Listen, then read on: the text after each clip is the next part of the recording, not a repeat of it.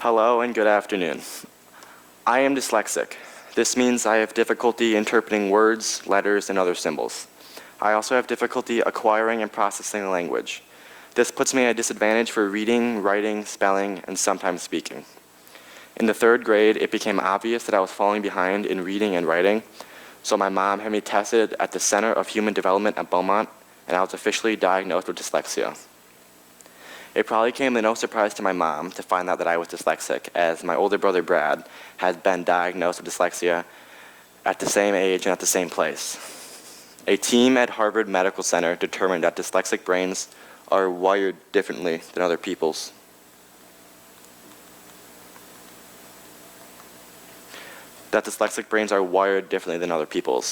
On the board, there are 2 brains side by side. On the left is a brain without dyslexia. On the right is a brain with dyslexia. The red represents what is stimulated when the person is reading, and there's a very large difference between them each. Dyslexia was often also referred to as word blindness.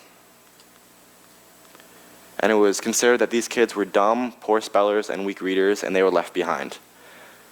Fortunately now, times have changed, and much more is known about this learning difference. These students were considered to be dumb and lazy. If they were left behind, they were considered that they had to catch up on their own in their spare time, which we all know students don't want to do that. But fortunately now, times have changed, and much more is known about this learning difference, even though it can be very misunderstood. I want everyone to close their eyes and imagine that there was an invisible rope tied around their legs, and everyone is treating you as if you can walk with no special assistance. You can't keep up and you can't figure out why everyone's going faster than you. And this can lead to low self-esteem and being frustrated when teachers try to leave you behind, or you can't keep up and you can't figure out why I was going faster than you. From an early age, I can remember feeling different. I remember in elementary school, I would pull the sick card just to get out of reading class because I was scared the word I was trying to say would not make any sense and I'll get laughed at. Sometimes I feel that we are measuring people by their ability to read, write, and do mathematics. Dyslexia has impacted my ability to take notes in class, learn a foreign language, organize papers, and even completing homework on time. The simplest things can be made so hard for someone who is dyslexic. Fortunately now, students are protected under law by Section 504. Section 504 of the Rehabilitation Act of 1973 provides protection against discrimination for individuals who are dyslexic or have other disabilities. Its aim is to provide equal academic access to help those students become smarter or get more attention in class if needed. Section 504 has given me the option to waive a foreign language, receive teacher's notes, get extra time on a test, and even get the use of a calculator. Dyslexia is a cognitive disability, which basically means it takes words longer to be processed. A very large misconception that goes with dyslexia is that I am not as smart or as gifted as everyone else. This is just not true. It does not mean I have a lower IQ than you. It just means that I learn in different ways, and accommodations need to be put in place to help me become more successful. Research shows that people who are dyslexic would rather miss class or hide their disability than be singled out by his or her peers. People would rather do poorly in class than be labeled weird or different or stupid or unable to function with everyone else in our society. Teachers are becoming more aware of students who are dyslexic by programs that have been implemented in their schools, but I think that many students fully will never understand what it's like. There are still many students who believe that getting extra time on a test or the use of a calculator or not using a foreign language is a leg up or a form of cheating. This is not true. It really gives me a level playing field to compete with everyone else. Imagine you have a prescription for glasses, but when it came time to take your gyrus test, you were unable to wear them. You would most likely fail your test. But clearly things have improved, especially with the advancement of technology. I use many apps on a daily basis which helps level the playing field or helps me learn in a better way. One of which is Learning Ally.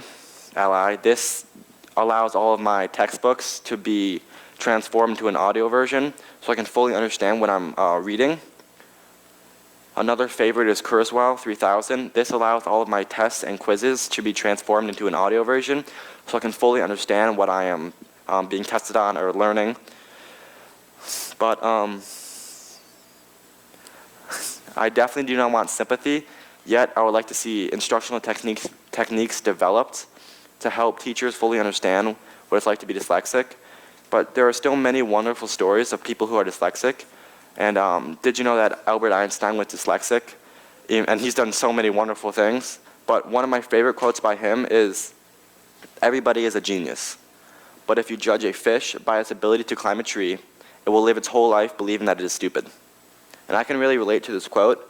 By going to Cranbrook, we are put in small classes, like 15 or 16 kids, which is good because it gives teachers a lot of one-on-one time with other students. And this allows them to learn on how they learn or how they function in a classroom, so they can help them if need be. But example, if we are in a class and the teacher goes, "Hey Matt, can you read this paragraph?" I'm like, "No, can we have this kid read it? Can we have anyone else but me read it?" And teacher goes, "No, you read it." Then at that scenario, this becomes my hypothetical tree that I am forced to climb. And if I can't, I'm left to feel stupid. Or if we're in an English classroom and we're reading our vocabulary words out of our vocab books, I would count how many people are in front of me. So if I was the fourth, I would go 1, 2, 3, 4.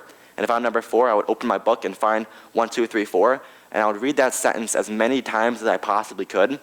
So when the teacher came around to me, I would have that sentence basically memorized, so I'd be proud of myself. At that scenario, this becomes my hypothetical tree that I'm forced to climb.